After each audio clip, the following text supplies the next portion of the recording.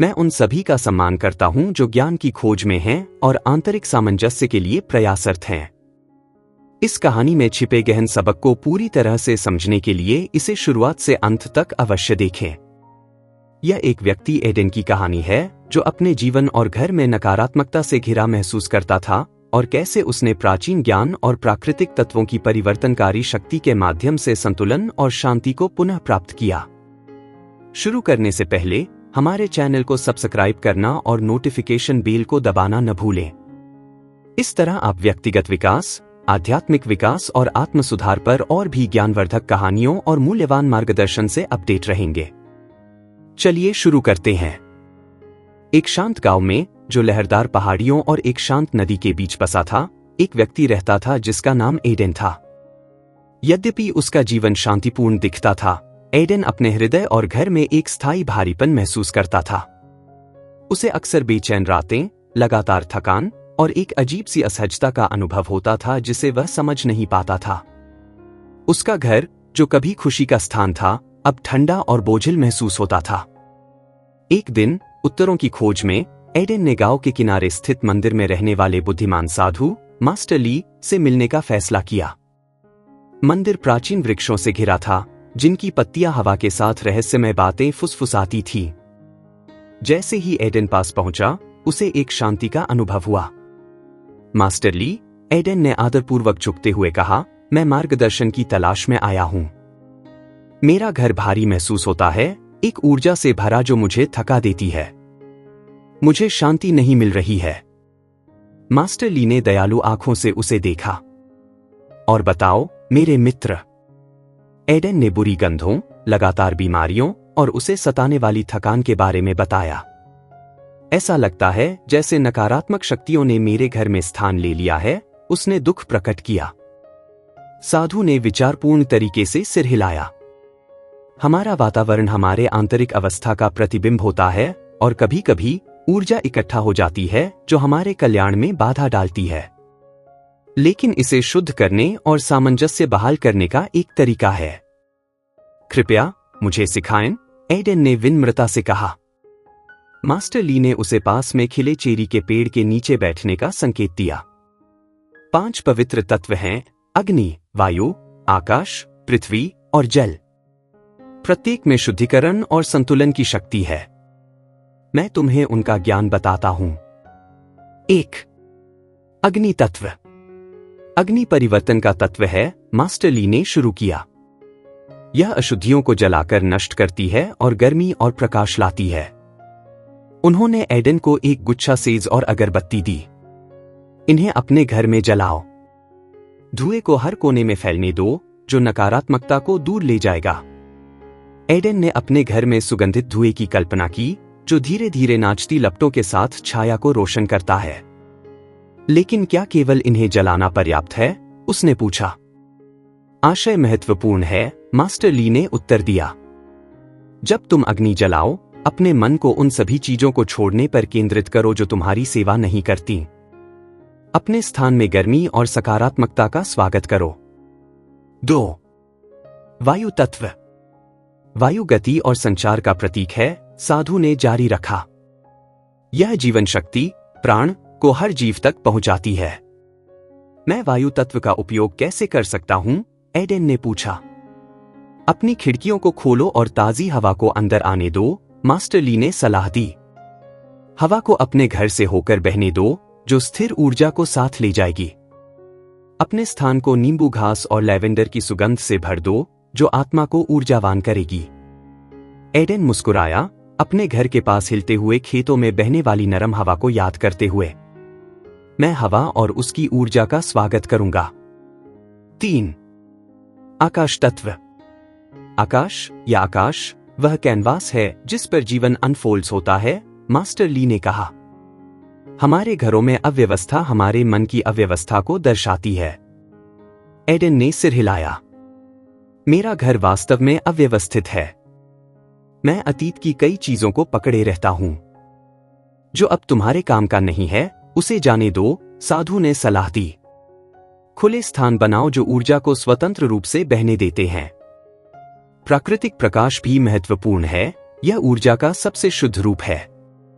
Aiden ने पहले से ही एक भार उठता हुआ महसूस किया। मैं अपने घर को साफ करूंगा और सूर्य के प्रकाश को अंदर आने दूंगा। 4. पृथ्वी तत्व। पृथ्वी स्थिरता और आधार का प्रतिनिधित्व करती है, मास्टर ली ने समझाया। यह हमें पोषण देती है और एक नींव प्रदान करती है। मैं पृथ्वी तत्व से कैसे जुड़ सकता हूं? एडेन ने पूछा। प्रकृति को अंदर लाओ, साधु ने सुझाव दिया। अपने घर में पौधे लगाओ, जीवित प्राणी जो हवा को शुद्ध करते हैं और जीवन शक्ति का संचार करते हैं। अपने आसपास लकड़ी और पत्थर जैसे प्राकृतिक सामग्री का उपयोग करो। एडेन ने हरियाली और प्राकृतिक बनावट से भरे एक घर की कल्पना की जो पृथ्वी से जुड़ा एक आश्रय है। 5. जल तत्व। जल शुद्धिकरण और नवीकरण का सार है, मास्टर ली ने धीरे से कहा। यह शारीरिक और आध्यात्मिक रूप से दोनों को साफ करता है। क्या मुझे अपने घर की सफाई पानी से करनी चाहिए? एडेन ने पूछा। हाँ, लेकिन इसे आश्रय से भर दो, साधु ने उत्तर दिया। अपने सफाई के पानी में नमक या नींबू मिलाओ, जिससे इसकी शुद्धिकरण क्षमता बढ़ेगी। प्रवाह और शांति को प्रोत्साहित करने के लिए एक फव्वारा या तैरते फूलों का कटोरा रखने पर विचार करो। एडेन ने साझा किए गए ज्ञान के लिए गहरी प्रशंसा महसूस की। अब मैं समझता हूं कि प्रत्येक तत्व सामंजस्य बनाने में कैसे भूमिका निभाता है। मास्टर ली ने धीरे से मुस्कुराया। याद रखना, एडेन, ये अभ्यास केवल अनुष्ठान नहीं है। ये तुम्हें प्राकृतिक दुनिया के साथ सामंजस्य में लाने के तरीके हैं, उस प्राचीन ज्ञान का सम्मान करने के लिए जो सभी चीजों को जोड़ता है। क्या मुझे और कुछ करना चाहिए? एडेन ने विचारपूर्वक पूछा। बाहरी प्रतिबिंब आंतरिक का ही है, मास्टर ली ने कहा। दैनिक ध्यान करो, मनन का अभ्यास करो और आंतरिक शांति को विकसित करो। पवित्र मंत्रों का जाप तुम्हारे भीतर और आसपास की तरंगों को ऊंचा कर सकता है। एडेन ने गहरी सांस ली, हवा में चेरी ब्लॉसम की खुशबू भर गई। मैं आपके मार्गदर्शन के लिए आभारी हूं। मैं इन शिक्षाओं को अपनाऊंगा। नए उत्साह के साथ एडेन अपने घर लौटा। उसने उन वस्तुओं को छोड़कर सफाई शुरू की जो अब उसकी सेवा नहीं करती थी। सफाई करते समय उसने सभी खिड़कियां खोल दीं, जिससे ताजी हवा और सूर्य का प्रकाश अंदर आने लगे। उसने सेज और अगरबत्ती जलाई, हर कमरे में आशय के साथ चलता हुआ नकारात्मकता को घुलते हुए महसूस किया। उसने हर कमरे में पौधे लगाए, पीस लिली, स्नेक प्लांट और बांस, जो जीवन और पृथ्वी तत्व को अंदर लाए। उसने तैरते हुए कमल के फूलों के कटोरे सजाए और एक छोटा फव्वारा स्थापित किया, जिसकी कोमल जल ध्वनि उसके मन को शांत करती थी। हर सुबह एडेन ने एक मोमबत्ती जलाई, अग्नि तत्व का सम्मान करते हुए, और उसके बगल में ध्यान किया। उसने गहरी सांसें लीं, वायु तत्व से जुड़ते हुए, और प्राचीन मंत्रों का उच्चारण किया जिससे वह केंद्रित हो सके। आने वाले हफ्तों में एडेन ने गहन परिवर्तन देखे। उसके घर का वातावरण हल्का और स्वागत योग्य हो गया। बुरी गंधें गायब हो गईं, उनकी जगह प्रकृति की सूक्ष्म सुगंध ने ले ली। वह शांतिपूर्वक सोता था, ताजगी से जागता था और एक गहरी कल्याण की भावना महसूस करता था। जो पड़ोसी उससे मिलने आए, उन्होंने उसके घर की शांति पर टिप्पणी की। यहां बहुत शांति है, वे कहते।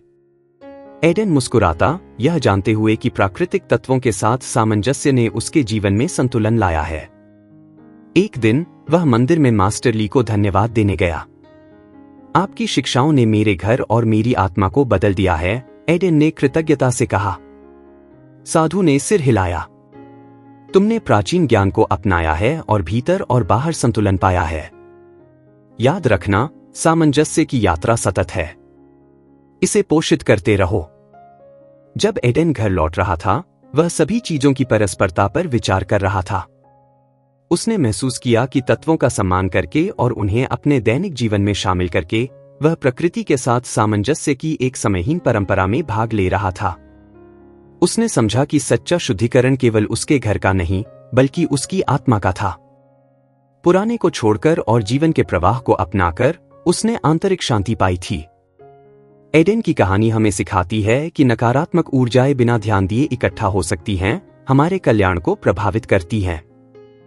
प्राचीन ज्ञान की ओर मुड़कर और प्राकृतिक तत्वों को अपनाकर हम न केवल अपने परिवेश को, बल्कि अपने आंतरिक सुख को भी शुद्ध कर सकते हैं।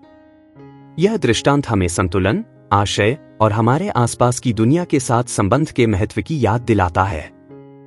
नीचे टिप्पणी में अपने विचारों को साझा करें। यदि आपको यह वीडियो पसंद आया तो इसे लाइक करें, दोस्तों के साथ साझा करें और आत्म सुधार और व्यक्तिगत विकास पर अधिक वीडियो के लिए सब्सक्राइब करें।